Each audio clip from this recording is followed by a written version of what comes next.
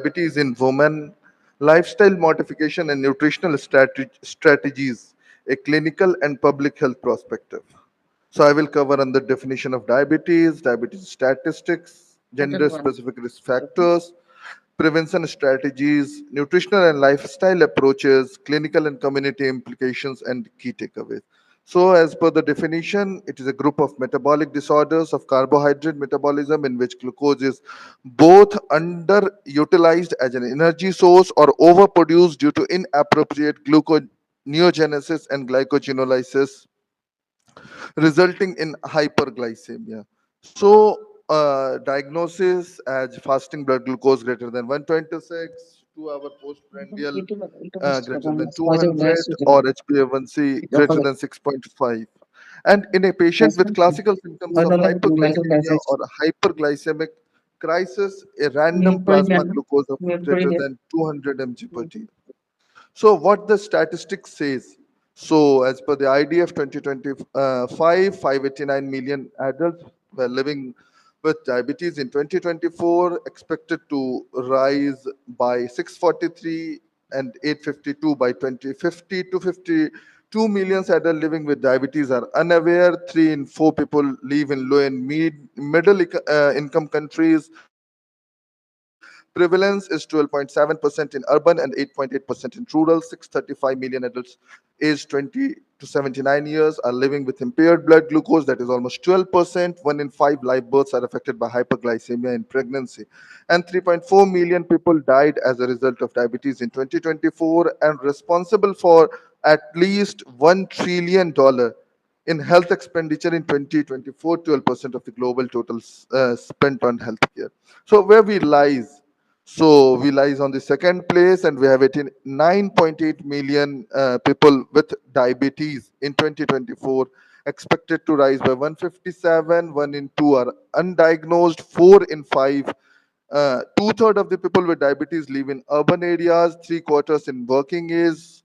1 in 4 live births by hyperglycemia of pregnancy, and in India, $109 per person in health expenditure in 2024, and death is 334,992.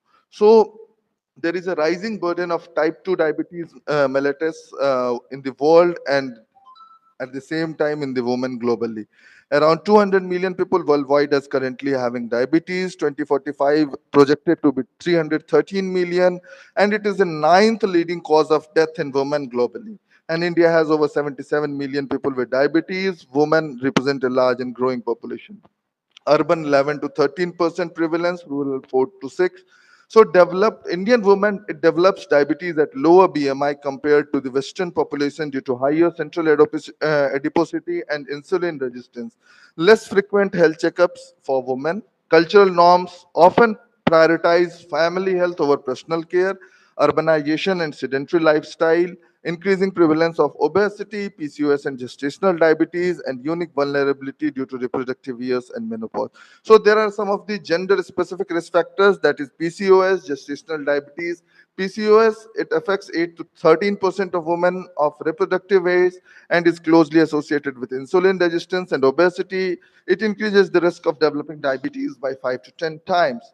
And when we talk about the gestational diabetes, occurs in 10 to 14% of Indian pregnancy, with 50 to 70% progressing to type 2 diabetes within 5 to 10 years. And offspring of mother with gestational diabetes have an increased risk of obesity and diabetes.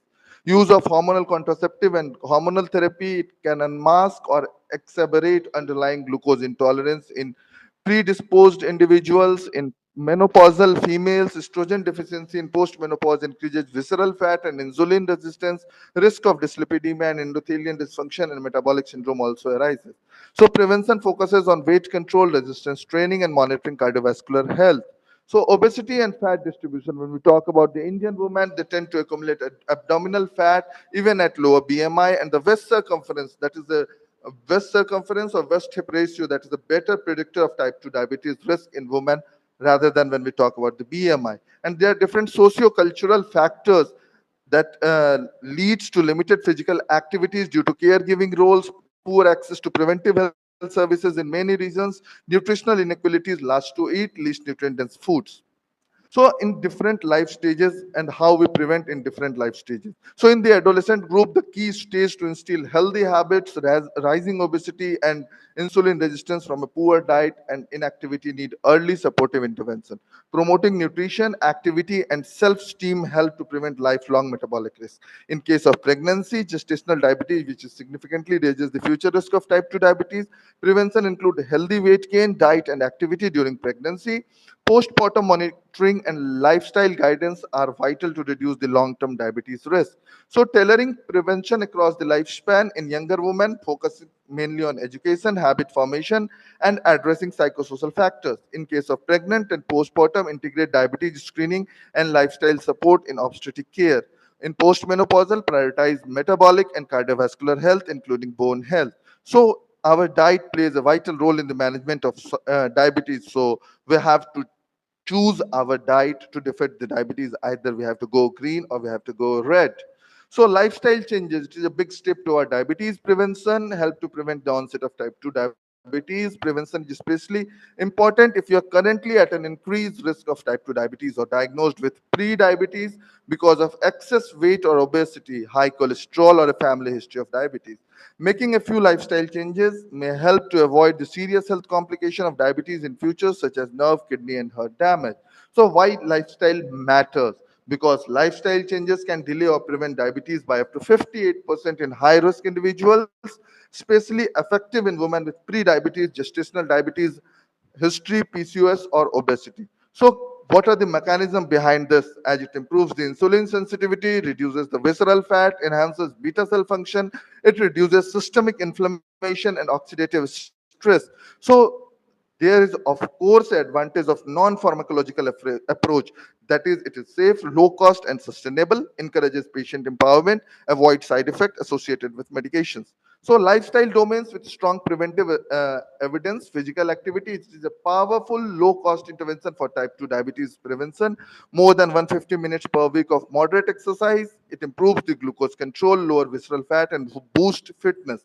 Resistance training, it preserves muscle, raises metabolism, and enhances insulin sensitivity. And physical activity, it cuts type 2 diabetes risk by 30 to 50%, especially when combined with diet and behavioral changes. So it preserves the lean mass, boosts resting metabolism, improve insulin actions. So particularly beneficial for older women and those with sarcopenic obesity. So physiological benefits in women, that it enhances glucose uptake via GLUT4 activation, increases muscle insulin sensitivity for up to 48 hours post exercise, reduces visceral adiposity and improves lipid profile, support hormonal balance. Weight management, it is one of the important key factors. So the targets are weight loss of 5 to 7%. It reduces the significant diabetes risk. It is critical in women with post GDM PCOS. So gender specific barriers, some of that is time constraint, caregiving role, safety concern often limit the activities. Address the home based flexible programs and social supports. So importance of weight control in preventing type 2 diabetes. So there is a strong link between the obesity and type 2 diabetes. Over 80% of the women with type 2 diabetes are overweight or obese. Central adiposity is more predictive of type 2 diabetes. Pathophysiological basis is adipose tissue dysfunction. It causes increase in the free fatty acid, increase in the release of cytokines that lead to the insulin resistance. So visceral fat, it interferes with the insulin signaling and beta cell functions. So what are the benefits of weight loss? Modest weight reduction can reduce the type 2 diabetes incidence by 50%. It improves the insulin sensitivity, improves the lipid profile, improves the blood pressure and ovulatory function in women with PCOS. So practical approaches for the weight management. So the target should be 500 to 750 kilocalorie per day deficit. Average goal 1 to 2 loaves week weight loss. Use culturally appropriate food options and portion control. Combine diet plus exercise. It has the best result. So diet alone can reduce weight, but exercise preserves lean mass and improves metabolic health. So behavioral therapy, it boosts long-term adherence. Sleep and stress management, it is one of the other important part. Aim should be 7 to 9 hours of sleep per night. Promote regular sleep, yoga, mindfulness, and cognitive behavioral therapy. Poor sleep and chronic stress, it linked with the increased cortisol, insulin resistance, and sleep apnea are more common in obese women, so screen for it appropriately. Special consideration in postmenopausal women, PCOS. We should consider a group session with mobile apps and digital coaching tools. We have to set a realistic, sustainable goals. So focus on lifestyle changes, not quick fixes. Reinforce non-skill victories like energy, mobility, glucose markers. So behavioral changes and stress management. Behavior change techniques use motivational interviewing, goal setting, and self-monitoring. Apps, diaries, and telehealth coaching improve the adherence. Peer support, family involvement enhances the success in women. So stress reduction, it causes hormonal activation and thus leads to the diabetes. Proven techniques are mindfulness-based stress reduction, yoga, deep breathing, cognitive behavioral therapy, role of yoga.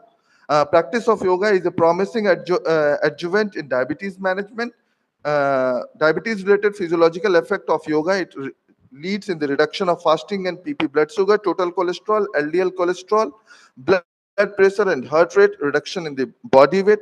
Practice of meditation, when done along with exercise, it relieves stress, depression, and anxiety, and overall there is improvement in the patient attitude and self-control. So what are the simple rules of the nutrition? It should be moderate in amount, there is variety, it should be balanced in diet, it is disciplined and contains natural foods. So individualized medical nutritional therapy, it is important, delivered by registered dietitian or trained diabetes educators, low glycemic index or low food, high fiber intake, balanced micronutrient distribution, culturally tailored diet should be given. So it improves the adherence. So nutritional goals in women emphasize on micronutrient adequacy, monitor the emotional comfort eating, especially during the hormonal changes.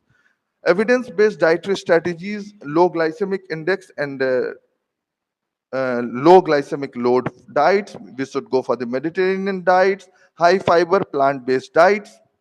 So dietary fibers, so it leads to the increased satiety, which helps to decrease energy intake, reduce glycemic effect, helps in successful weight loss and management. So protein helps to build and maintain the lean mass, keep hormones and blood sugar balanced, require the most calories to digest, keep you full longer between the meals, fills you up fast so you are less likely to overeat, and it reduces appetite and helps in carb craving.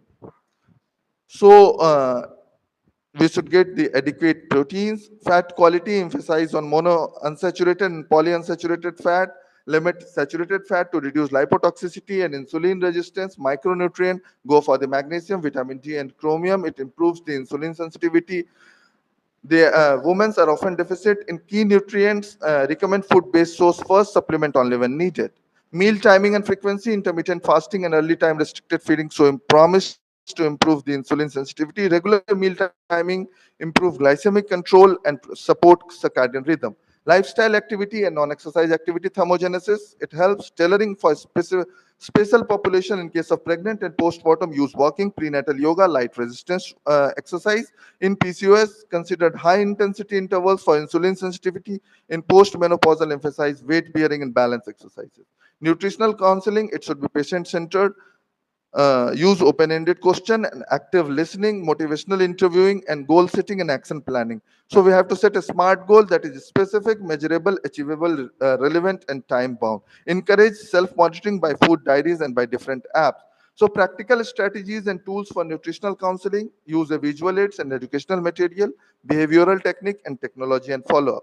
So what the roles of physician in clinical implementation? So we have to screen, we have to identify the high-risk women, use standardization screen tools, early detection of prediabetes facilitates timely intervention. Counseling provide clear evidence-based advice on lifestyle modification focused on nutritional and physical activity. And there should be regular follow-up, regular monitoring, and adjust the intervention accordingly.